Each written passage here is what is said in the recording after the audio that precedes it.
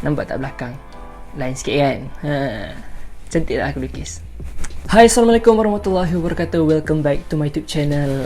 So, kepada korang yang baru je jumpa video aku dan channel aku, jangan lupa untuk tekan butang subscribe. Dan korang juga boleh follow aku dekat IG. Mana tahulah kan, kalau ada soalan-soalan, DM je aku, InsyaAllah aku akan jawab. Alright, pengurusan file. Aku tahu sebenarnya korang semua ni dah expert dalam pengurusan file berbentuk fizikal. Macam mana fizikal tu? Macam dekat sekolah dulu, korang ada kertas-kertas kan yang cikgu-cikgu bagi, dan of course untuk setiap subjek tu korang akan sediakan file untuk setiap subjek. Tapi bila melibatkan file dalam laptop ataupun secara maya, benda tu majoriti orang tak pandai nak organize dengan elok. Perkara ini biasanya berlaku kepada student yang baru sambung pengajian, yang baru memiliki sebuah laptop. Korang sebenarnya bukan tak pandai nak menguruskan file, cumanya korang tak tahu nak start dari mana, dan disebabkan tu korang main campak je file dalam laptop. So tengok video ni sampai habis, sebab dalam video ni aku akan kongsikan macam mana aku sendiri menguruskan file, dan aku akan ajar balik kepada korang macam mana untuk menguruskan file-file dalam laptop dengan baik. Alright, first sekali pergi dekat File Explorer lah, of course, dan pergi kepada disk PC dulu. Okay, kalau laptop korang ni guna SSD dengan HDD, okay, mungkin drive ni dia akan ada lebih daripada 2 lah, mungkin 3 ke 4 ke. Okay, kalau aku ni memang guna SSD je, so ada 2 lah, satu untuk Windows C, satu lagi untuk data D. Nasihat aku kepada korang, okay, untuk tidak save apa-apa file dalam drive ni. Drive yang C ni lah, biasanya dia akan ada ikon macam Windows dekat dia punya drive ni. Jangan save dekat sini. Okay, kalau aku save semua dalam data D. Okay, kita tengok dalam ni.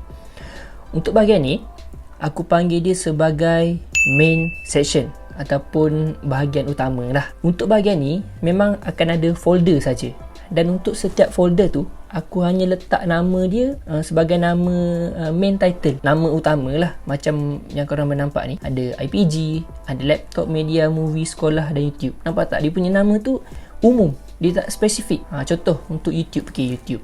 Kalau aku nak cari benda-benda yang berkaitan dengan YouTube, just pergi je lah dekat YouTube. Memang aku dah tahu, takkan ada benda yang berkaitan dengan YouTube dekat folder-folder yang lain. Dekat movie, media, laptop, memang tak ada. Semua ada dekat dalam YouTube ni. Adalah sikit-sikit, okay? Dan sama juga untuk folder-folder yang lain. Okay, kita tengok yang IPG punya lah, tempat aku belajar.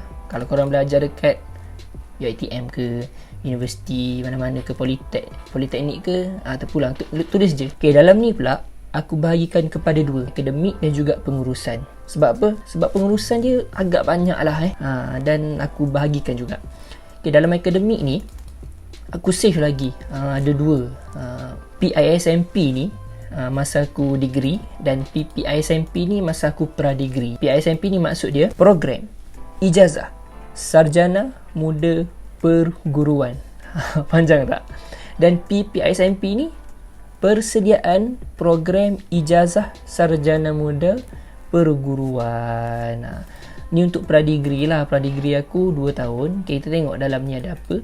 Sebab untuk file ni aku dah susun dengan sistematik lah. Okay, dan masa aku pra-degree itu aku ada 2 SEM saja. So aku buat juga folder untuk SEM 1 dengan SEM 2. Supaya apa? Kalau aku campur, nanti susah lah aku nak cari kan. Betul tak? So konsep dia aku susun sama je untuk SEM 1 dengan SEM 2 ni. So boleh pilih lah mana-mana aku nak. Kita tengok SEM 1. Okay, bila masuk pula dalam ni, korang nampak tak? Aku bahagikan lagi kepada beberapa folder, yang mana kalau daripada atas ni, okay, yang ni sampai ke sini adalah subjek-subjek masa aku SEM 1 dulu. Pra-degree SEM 1. Nampak tak? Bila korang susun macam ni, senang nak cari. Dan selebihnya ni ada result exam, takvim, kalender aku masa SEM 1, okay, template kerja khusus, senang kan nak buat assignment, template PowerPoint untuk pembentangan. So kenapa aku bahagikan lagi subjek-subjek ni? Masalah juga ke kalau campur? Yes, sangat-sangat masalah. Sebab korang kena tahu, bila dah sambung belajar, korang akan ada assignment, kerja yang nak cikgu bagi, apa lagi, terpulang kepada universiti tu, mana-mana dia akan ada banyak kerja, tak macam sekolah. Okay, contohlah aku ambil satu subjek, okay, ambil bahasa Inggeris lah kan, English for Effective Communication.